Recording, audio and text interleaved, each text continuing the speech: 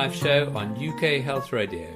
Now available within the broadcast schedule, on Listen On Demand, as a podcast and on YouTube. I'm Robin Daly, host for the weekly show and also founder of Yes to Life, the UK charity the show's named after, that supports people with cancer in accessing the benefits of integrative medicine. My guest on the show today is a doctor who's dedicated to the cause of integration in medicine, not just in cancer care but across the board. Dr. Elizabeth Thompson is based in the Bristol area and she's speaking to me from there today over the internet. Hi Elizabeth, always a pleasure to have you on the Yes to Life show. Hi Robin, yes, a pleasure to be with you again, it's lovely.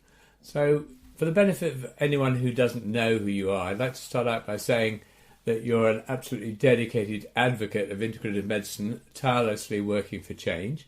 And very importantly, you're the founder and the principal of the National Centre for Integrative Medicine. So, talking of the NCIM, I thought we'd start out today with some news. I believe things are on the move. Yes, we're very excited because just before the pandemic, we were thinking that we'd got to a place of growth that we needed our own home. And then the pandemic struck, everything went online. Two of us basically running the organisation out of single office. So we're really excited. So January 2023, we have now arrived in a lovely wing of the wonderful Penny Bron charity. So Ham Green House is the big extended house, home, beautiful grounds, trees. We are a number of like-minded organizations who are now co-locating on this beautiful site. So we finally have a home for the National Centre. Excellent. We've got consulting rooms, we've got our education, our clinical team. We've got obviously access to amazing parts of this beautiful building. Well, that's such great news. Obviously for you to have such a lovely place to operate from, to have all the facilities is great. Also, to be co-located with other organisations that are like-minded must be an important part of it, I imagine. Yes, and for example, I've just had a lunchtime stroll with the director of the Natural Academy, now training people in ecotherapy and health from connecting to green spaces.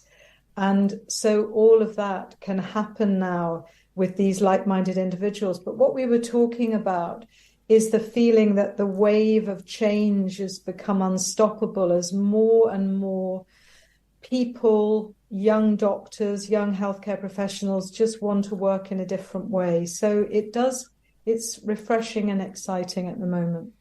Well, change is what I want to talk about today. That's great.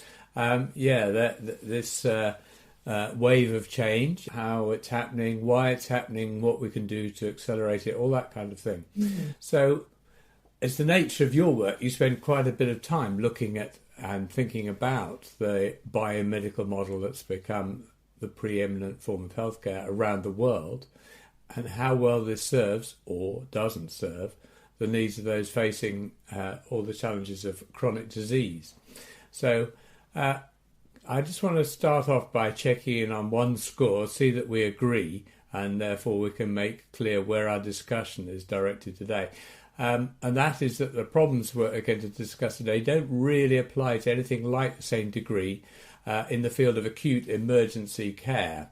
I suspect we both agree that the wonders of eye surgery, hip replacements, heart bypass operations are just that, wonders that the current generation are deriving huge benefit from, and the health service excels at delivering given the funds and the staff, which they're a bit short on at the moment. Would that be fair?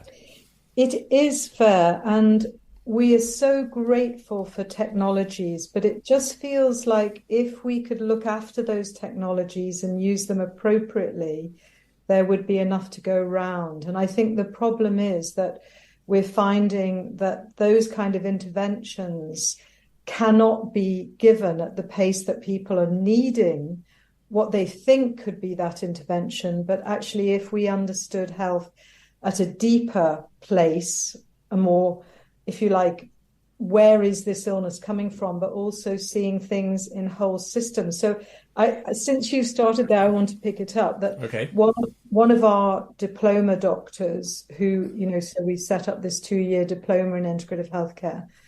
She is a pediatrician working in A&E, and in comes a little child who has come in repeatedly with very difficult upper respiratory tract infection. And so being taught around systems, she interviews more carefully the mother and the father to find that they were traumatized in this little boy's birth and were on high alert the whole time. And so actually understanding that this little boy within the family system, everyone was on high alert, really listening and understanding their concerns, it meant that suddenly he wasn't bouncing into A&E again. So yes, I agree with you. These technologies are amazing, but my feeling is that if we can apply a systems approach to all of medicine, we would also get fewer people bouncing into... Right, less need for it. Yeah, that's fair enough. Okay, so the reason I said that was because I wanted to sort of make it clear that we're largely focusing our attention on the tidal wave of chronic disease that's the growing scourge of us in the Western world.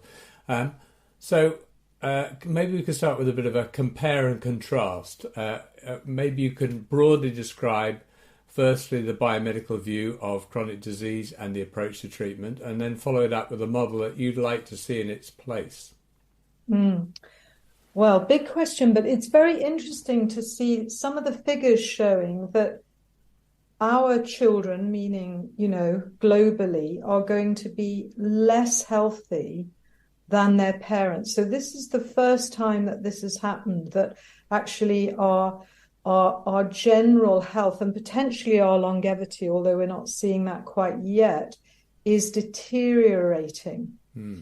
And we're really aware that our modern lifestyles, particularly stress, nutrition, exercise, we're just losing our place of health and well-being. We're eating processed foods that just really aren't good for us. We're not moving enough. And actually, we're very stressed. We're overwhelmed a lot of the time. There's too much stuff coming in. Now, that would be kind of three elements of why we're getting sicker potentially. But we're also understanding that those three elements really impact on our metabolism. So the idea of metabolic health, which is a relatively new phrase, we're realizing that there are lots of steroids circulating because of stress, that we're not detoxifying because of lack of exercise. So I guess the biomedical model can't keep up really with the pace of what we're doing that is encouraging illness. I think that the biomedical model, as you say at the beginning, was so clever at rescuing us from an infection with antibiotics, from wear and tear with a hip replacement, that it kind of lost sight of prevention. And that as we lived longer, if we don't look after this amazing body of ours, then it will deteriorate quicker. And you probably know I've got really interested in the longevity diet and fasting. And what we also realize is that we're eating too much too regularly, and that is impacting negatively on our cells and our metabolism.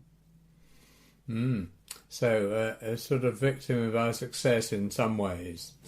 I feel that those sort of successes that the biomedical approach has had are a large part of why it's managed to gain the position it has in the world, and it's so powerful. But it seems like the problems that it was addressing are now different to the ones it was initially successful with, and it hasn't really been able to respond to the change in the problems that it's having to deal with.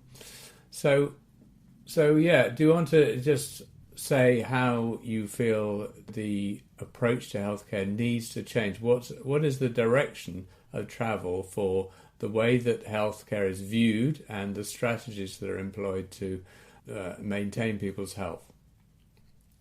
Yes, so I think that, as you know, I'm passionate about the integrative medicine model because within it, combining conventional and holistic and lifestyle approaches, but with a wellness model at its heart and a prevention model, but also encompassing the mind, body, or whole person care approach, we start to evolve a model that can really meet the needs of an increasingly complex society. So levels of complexity have got really high now. And we're not able to solve things in a simple 1 + 1 = 2 kind of way anymore, because we're all interacting. You know, when you think of the turn of the last century, before antibiotics, children were dying of chest infections. There was very little international travel. People's lives were quite active on the land or walking to work, or all of those things that we took for granted.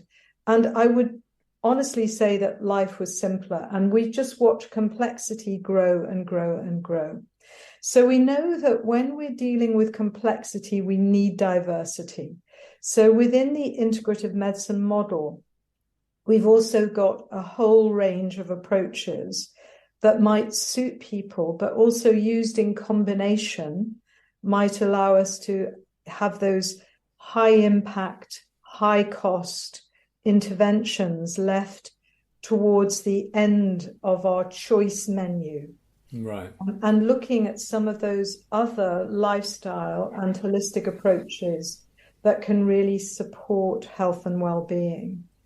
Just one other thing, which I mentioned earlier, but just as well as seeing the body as a mind-body connected interface, I think the idea of the system, the body as a system, rather than seeing the body as parts. Because the body is a complex system interacting in a complex relational space with others, family, society, global health. So why I think the time now is for integrative medicine is the COVID-19 pandemic really, really highlighted the fact that we could be impacted globally. So actually we might be just going along with our lives, and then suddenly an external virus that hits so many of the population suddenly then triggers a whole range of stressors that we were all subject to. And so solving that, you could see governments bewildered. How do we solve such a complex problem? And again, what a lot of governments did was they applied a singular solution that everybody should get vaccinated. Now, obviously, the vaccine's amazing technology, particularly for the vulnerable. But we stopped talking about, how can we boost the immune system? How can we develop resilience?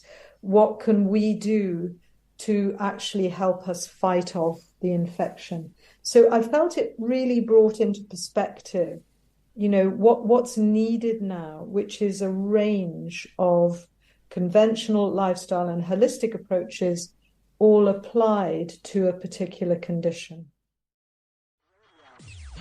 UK Health Radio, the station that makes you feel good.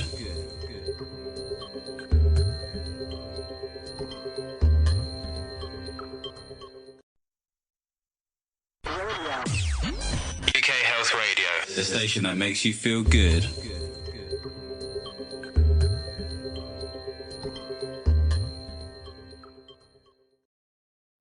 Interesting. Well, just in the news today, it struck me they come out with another vast raft of people that they're going to be recommending to go on statins, people who are not sick yet. And, as an approach, this is something which is actually going to deliver side effects to a large number of those people. which over the long term are inevitably going to be damaging. And it's based on science which I think a lot of people would agree is well out of date, that the idea that lowering cholesterol actually does improve your chances of not having a heart attack. So we have this delivery happening, and it said in the news at the same time, as a sort of afterthought, it said at the end, of course, this recommendation's being made alongside lifestyle improvements. And in a way, that was a bit of a first, that it's not just the statins on their own. You know, they were actually mentioning the lifestyle improvements.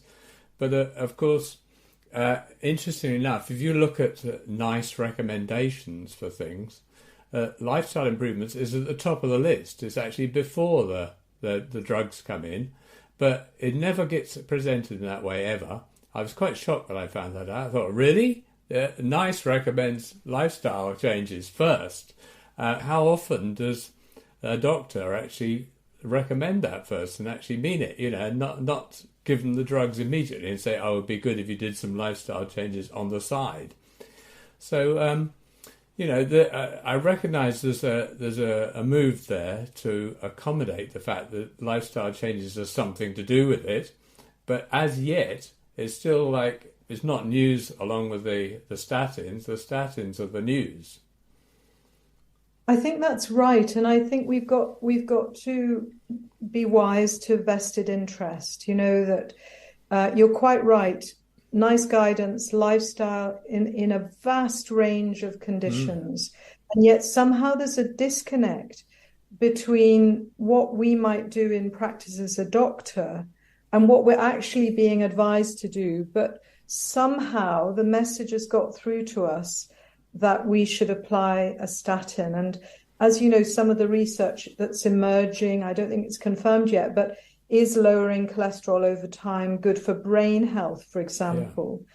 Yeah. So what we've got is a fantastic opportunity now. And we have got, you know, doctors really leading the way in the British Society of Lifestyle Medicine. We've, you know, got David Unwin reversing type 2 diabetes. The move is there, but we have got these companies, drug companies, that know that if everyone on the planet has a statin, that's a hell of a lot of money. Yeah. And so I just don't think we can have this conversation without acknowledging that. But it's something deeper than that I've struggled with, which is also about putting the power back to the individual. Mm-hmm. And the responsibility, you know, that sometimes we want the quick fix. True. Or we've been frightened, you know, so we find our cholesterol going up and we know that that's a risk factor for stroke and, you know, heart attack and a whole range of things. We get frightened. We jump on a statin. Sometimes we get side effects. And although there was an interesting piece of research that showed that people who thought they would get side effects got more side effects in terms of a placebo study. But my feeling is that how do we change medicine so that the healthcare professionals have the time to really take on health activation? You know, where like, for example, my husband, who's a professor of medicine, has introduced a question now into the case histories for medical student training. Just a simple question, which is, what have you done this week or in the past month that supports your health and well-being? This was regarded as radical when it was put in, but it is changing the nature of the conversation. Right. To, I want to learn what you're doing so that I can support it, rather than, hey, I'm a really clever doctor, I can tell you what to do. So actually this empowerment model mm-hmm. is part of what I believe could be the transformational element into change. But it's actually quite tricky, because when you train a doctor to intervene and then you attach the intervention to drugs or surgery, it's very hard for the doctor not to do that without feeling he or she is not delivering. And it might be a pharmacist or a practice nurse. It's not necessarily about doctors, but certainly doctors feel attached at the moment to their drugs. And somehow this movement for change has got to help doctors get reassured that their job is not to fix people. Their job is to support someone to fix themselves. Interesting. Well, I mean, it's quite striking that, doctors go to medical school and they learn about drugs.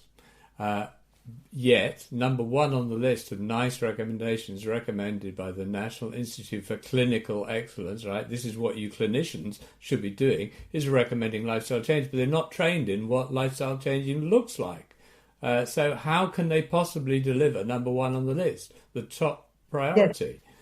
So that's changing in a patchy way. It needs to really change quickly now. But for example, NutriTank, a group of medical students led by Ian Broadley, Ali Jaffe, they now are lobbying for more training in nutrition, and it's coming in. My husband in Bristol University, they have set up lifestyle hubs so that they're getting taught, and this is happening around the country. And interestingly, again, along with NICE recommending lifestyle, the GMC, the General Medical Council, recommends that doctors become knowledgeable in lifestyle and complementary therapies. So they're still acknowledging that doctors need to know about these things. But somehow the paradigm, there's a sticky bit, this paradigm shift is sticking a bit in terms of really moving into mainstream lifestyle first where possible. All right. Well, we want to look into those a little bit. Obviously, I'm a devotee of integrative medicine myself, for cancer in particular, obviously. But, somebody comes along and they ask you, well, come on, why are you banging on about this integrative medicine? We've got this great system, we can deliver all these wonderful things. Why is what you're promoting so much better? What do you say that it will actually deliver that current systems aren't delivering? So the research isn't there yet, but it's emerging that actually an integrative medicine approach, say applied to cancer, may actually improve outcomes and post-treatment quality of life, because the powerful treatments we need to use for cancer are often damaging to the body. So if you're combining treatments that care for the body and care for its deeper recovery, then you're going to create more quality of life. But the other thing is that in terms of integrative medicine, mind, body, spirit, when our lives are threatened, actually what happens is that we are in existential pain. We're in the pain of, oh my goodness, I might not actually, live for much longer. Right. And so part of the journey that needs support into either living with cancer and perhaps dying younger than you might want to. For me, there's something here around meaning making, around stories, around our own personal identity. And a lot of the cancer treatments just don't have time for the individual. Whereas I think integrative medicine really honors the individual as kind of, that's the way you relate to someone, and everything else follows that.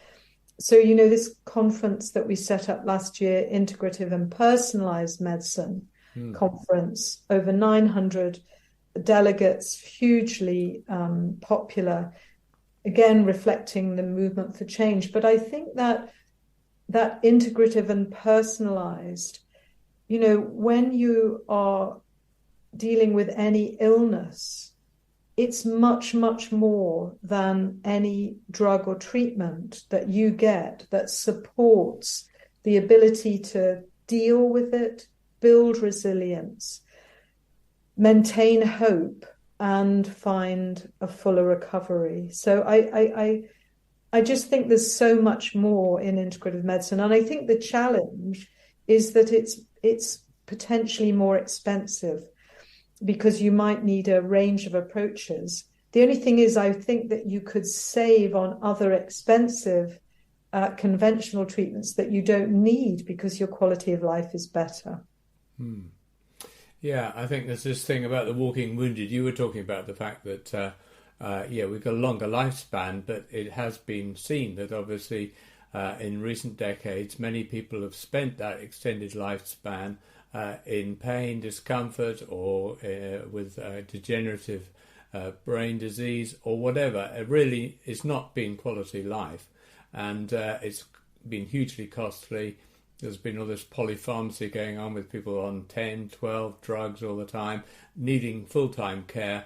It's enormously expensive, actually, and that's the result of a system of treating people which maybe is not thorough enough in getting to the root of the problem and just dealing with the symptoms. And also, I think coming into a sense of being in order of things, like one of the things integrative medicine really has within it is this idea of, for example, our circadian rhythms, waking with the sun and sleeping without light, and, all of these things that tell us that we're connected to nature, we're part of nature, and actually we die. So we do have a huge bill for people who maybe are not even aware of their own existence, but are being kept alive with technologies. And this is a difficult conversation, but if death was more acceptable, then more of us might have the chance to what's called, this kind of way of living and then dying quickly, a square wave death, as it's called, living, I've heard that. And then dying quickly. Quickly, right. So, but again, for me, that's part of the spirituality, the philosophy, the meaning making, the psychology, all of these things that allow us to make sense of our lives. UK Health Radio, the station that makes you feel good.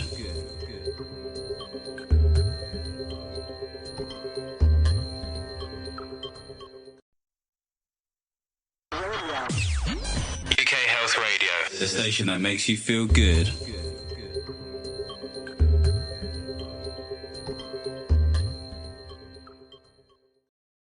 So you're saying that apart from impacting on our quality of life and maybe our length of life, that integrative medicine is actually addressing areas which are not addressed at all by conventional medicine. Yes, and I think the other thing that's really coming into the fore now is the idea of, because we're connected, we need community. And we're realizing that, communities can support each other into recovery. And I think, that is really being taken on in the world of lifestyle medicine. In other words, having groups of people that are seen with healthcare professionals, gaining knowledge, gaining insight, sharing stories. I'm just reading James Maskell's book, Community Cure, where, he's pulling those things together. And, he's combining ideas around functional medicine where you get to the root of an illness. I see that as very much part of an integrative healthcare model, but where then you connect people into their communities. So, and, we're talking about potentially no expense when a group of people get together and decide to love each other and support each other. So I guess that's the other thing about this idea of systems medicine, is you can start to apply an intervention, within a relational space, having counseling, but within a community space where you start to resource communities in ways that they value. Mm-hmm. Interesting. Yeah. No, well, I love all this exploration into the kind of what it means to be human and what are the things that really support our well-being. And they go much further than you'd think on the face of it, don't they? The element of connectedness you're talking about, of us all being one, is actually, it impacts on our health and well-being day to day, as we're finding out, and our connection with nature and everything. So, fascinating area. And I've often looked back at my parents' generation, and I've seen them as being under immense stress because of, they've been through a lot of, they will have been through the war for a start, but they're also been part of a society which was extremely abusive, really, in terms of hierarchies and all this kind of thing. People really had to grit their teeth and carry on. They had to be very stoic in the face of all that. But there were lifestyle aspects which countered that on a day-to-day basis. One of them, an obvious one, being hard work. You could have an immense amount of sort of rage, if you like, at your situation, which is completely unjust, for example. But if you're working hard each day, there's somehow it's getting work through your body. It's not just building up and building up. And I think that's true about stress generally, that, the ways people lived enabled them to deal with them better in some way than we are now, when we have lack of activity, lack of connection, all these things that are now missing. Yeah, I love our allotment, just getting down there and digging, Right. and, the effort of digging, but also just pulling food out of the ground and cleaning it. And, and I can just feel, all those concerns just ebbing away because I'm just focusing, on something fairly energetic.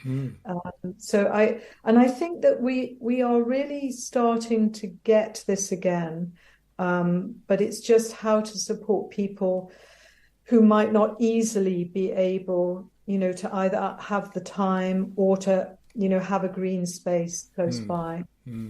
Well, I have to say I'm very glad this stuff's being talked about there. I mean, this is another of the sort of silver linings of the pandemic, is that it came into being on the news, basically, that relationship to nature matters. That wasn't really a thing that was talked about except in certain circles up until then. So, it's good. Even tree hugging, I think, is allowed now. Even, yeah.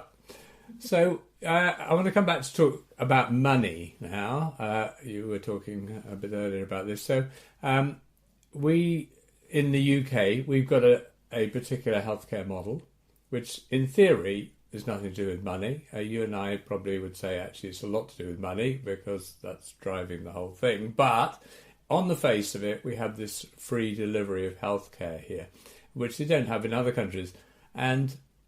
But at the same time, we have a great disparity in the amount of integrated medicine that's available to people. The development of integrated medicine has been far slower in the UK than some other countries. And to me, this is very closely tied to the fact that whereas in society as a whole, we find that, when we deal with anybody who offers us services nowadays, we don't expect to be told what we're going to get and like it. We're the customer. They ask us what we want, and we tell them, and we hope they deliver good service. In healthcare, not really, hasn't happened. I feel we're more like the beneficiaries of charities than we are as customers, and we're lucky to get it kind of attitude. But, if another country with a healthcare model that we don't like as much, like a business-based one, they get better integrated medicine. Why? Because they got customers who like this stuff. So it's a bit of a conundrum. What do we do about this in Britain? I think this is a really huge question. I think we might need to move towards a two-tier system, because it's already happened, really, that lots of people are paying for care they can't get at the moment. But it doesn't offer equity, because at the moment, if you've got money, No. you can get even an X-ray. So one of our colleagues fell quite badly. Has she got a fractured arm? She's been told she'll wait 2 days in A&E. So if it doesn't settle down, she's going to pay for an X-ray. So I think it's really difficult at the moment, but I think we need to acknowledge this. The system is in crisis. I know we're hearing that, but I'm not sure we're acknowledging that, we're at a point where we need a new model. And I know that America and France and lots of other countries that everyone is in a pickle at the moment. In America, where integrative medicine has grown, actual provision of medical care, it has the worst mortality rate for child mortality rate, compared to many other countries, third world countries. Right. It's like, what's happening here? Well, that model isn't working in that way, is it? So it's not working. And so what's really difficult, and we know this for ourselves, when our bodies get broken, it's really hard to start a new era, isn't it? What happens is we start to attend to increasingly crisis-driven symptoms and problems. So my feeling is that's where we are in the UK. But if we could just bite the bullet and say, look, I mean, like, to hear that everyone's going to go on a statin, using that money to really educate in lifestyle around nutrition and exercise and stress management, you would start to, I believe, you would start to drop your costs, because people are basically the cost of the health services, because we're running an interventionist model. You're asking me about do we allow, in a way, the idea that a lot of people have insurance and are using insurance, like, do we have a two-tier system? I mean, I don't know the answer to this, Robin. All I know is that if we could start from the grassroots upwards to really emphasize prevention, we've got to start somewhere and pull out of this intervention back into prevention. Right. Then we might see the rate of spend slow down. But we've got to invest in it. Right. Well, I mean, governments have talked about that stuff for a very long time, about making, care in the community. People actually learn how to look after themselves, they become independent, education, all that kind of thing. And so that would all fit with government ideas, but I don't think it's really been happening. And we just have this increasing burden on the hospital system all the time. And could I also put it back to you, Robin? Like, what would you do? Well, the thing is that the UK public love the NHS system of free at the point of delivery. It's got massive support. But because of that, we have this problem where basically the lack of input by the public into the system, because they're not customers, means that we're told what we're going to get. So this is the problem we've got to overcome. I don't think it's that we need another financial model. It's just that there are problems with the one we've got. It may not be the finances that need to change, but it's more of a societal and a cultural change that needs to happen, whereby we are customers at last. We become customers. The fact that we actually pay for the health service gets recognised, and we don't get treated as beneficiaries. And there should be much higher patient representation in decision making as to what is delivered as healthcare. Well, at present, do we have any say, really? I mean, there's this massive industry of complementary alternative medicine has built up over the last few decades, huge, and all of it is that we have to pay for out of our pockets. It doesn't go anywhere near the hospital, yet it's what we want because we're paying for it. So, how can we translate that into change within the healthcare system? Yeah. And I think that the UK has had this incredible tribe of general practitioners who've been gatekeeping, and they've been kind of often protecting people from over intervention, from diagnostics. So, and they are very, very expensive things, because a lot of the time, people on the front line in general practice know that stress is impacting a lot of people. But the problem for me is that tribe of general practitioners is now telling people what they can't use. So, like, that decision to stop any GP prescribing homeopathic or herbal products and paracetamol, three of the cheapest things you could prescribe. And so I agree. It's not only the patients, it's actually the doctors being told, you can't do this, you can't do that. And because, we're so heavily regulated as doctors, we go through our annual appraisal every year, we are afraid of getting things wrong. We tend to stick within the lines. Right. So I think I'm really with you on this. I had a recent thing of ringing my GP practice, and I was imagining, going to Waitrose and, saying I'd like a cauliflower. No, you don't want a cauliflower. You want a jar of peanut butter, and them fighting me, So I'm totally with you. And I'm wondering, again, what could be the shift that we talk about evidence-based medicine, but of course we know that is such a variable feast in the real world of medicine. That how do we kind of relax this gatekeeping so that general practitioners can recommend things that particularly that the person's already using, and found benefit? Yeah, well, I say, as far as I'm concerned, until the customers, us, are more involved in that, it won't happen, because if we're not doing, having any say in it, then somebody else is, and we know who that is. It's commerce, basically, is all the time working to exclude any competition. That's inevitable.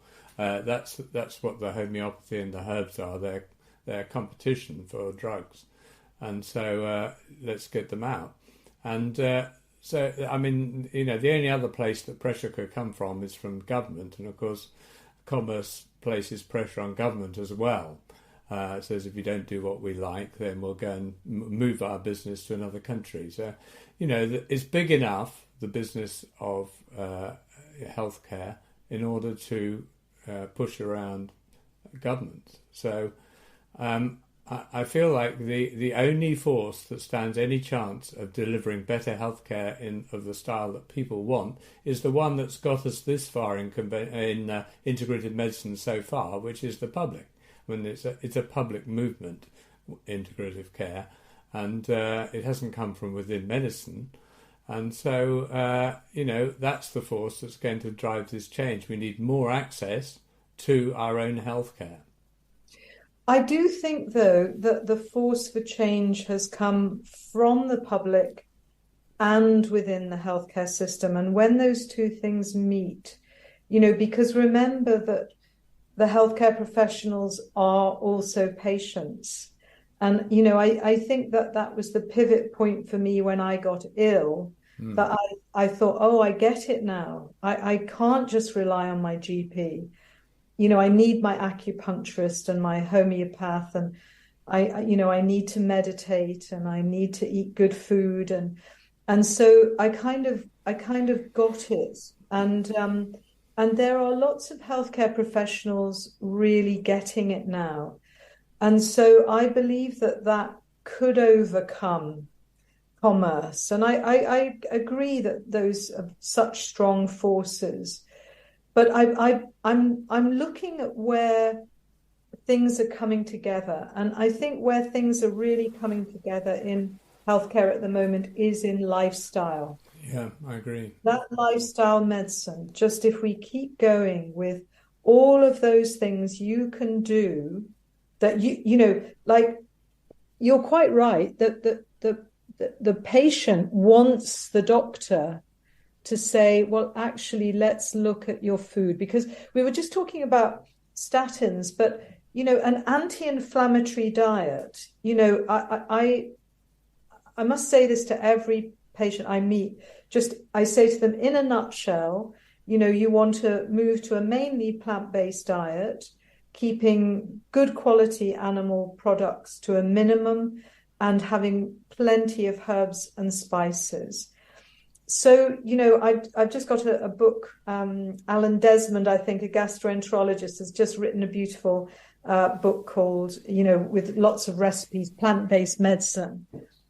That is unusual. That's not something that would have happened 10 years ago. No. It's mainstream gastroenterologist publishing a book about plant-based diet to improve gut health. So I really do believe the movement is occurring within both systems, and when they can both meet, it will be unstoppable. I think that's absolutely correct. The only question I've got about it is, I suppose, it's to do with the rate of change. To me, in the UK, it's not so different, the rate of change, to the old sort of Max Planck adage about science advancing one funeral at a time. It's advancing at about the rate at which the old guys are dying off or retiring, and we haven't got time for that anymore. We actually need to move science forward a lot faster than that, because things are going downhill. To me, I think one of the exciting things I feel is driving change within healthcare, coming from professionals, is to do with the fact that a lot of key figures these days are not kind of white Brits. They're people who, they may have been born in Britain, but their cultural heritage is different, and they actually embrace lifestyle advice, if you like, and lifestyle medicine in a way that we've been taught not to in Britain. And to them, it's much more natural, and so they speak about it much more freely. They accept it much more freely.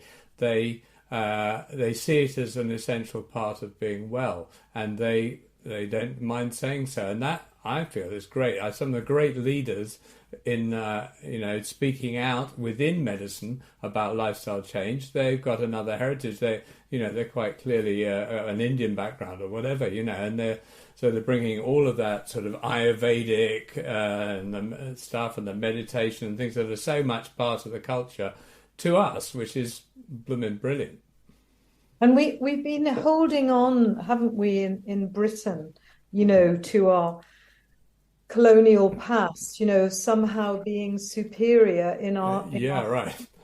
And I see that rapidly changing. So the idea of being, stiff upper lip, and we don't attend to emotional health, let alone the idea that we're mind, body, spirit. And then along comes a whole community of doctors who are really supportive of Ayurveda, which is an ancient Indian practice of mind, body, spirit. Yoga is part of Ayurveda.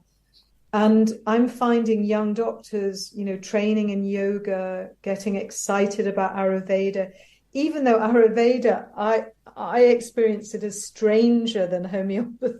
The idea of the doshas, this idea that, we've got constitutional elements. But I'm finding young doctors, getting really interested in that. So I think, again, because we're going from local to global, things are opening up and influences are coming to bear.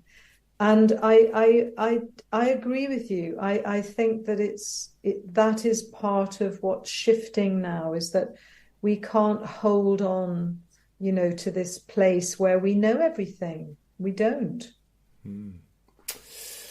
Right. Well, we're out of time. Really interesting. Thanks so much. I mean, just personal thanks for all your brilliant work you do. The fact you care so much about this area, and you're working tirelessly to bring change about, which we all desperately need, even if we don't know it. I certainly know it, and I truly appreciate what you do. So thanks for that, and thanks for coming on today to talk about it. Thank you so much. And I'm sure those people that are listening will have ideas. But, if this was easy, these changes, we'd have done it. And it's not easy. It's very. But thank you, Robin. Great to talk to you. Bye. All right. Bye. Well, as Dr. Thompson said, the change we want to see is far from easy or straightforward. But at least it is happening. It's just a question of how quickly. Is it fast enough to meet the rapidly changing healthcare needs of our times? Well, I'd say no, not yet. So we need to continue to build on successes achieved to increase the momentum, which Dr. Thompson is clearly intent on. Thanks for listening to this week's show. Please do make a point of tuning in again next week when I'll be hosting another expert from the world of integrative medicine for cancer on the next Yes to Life show here on UK Health Radio. Goodbye.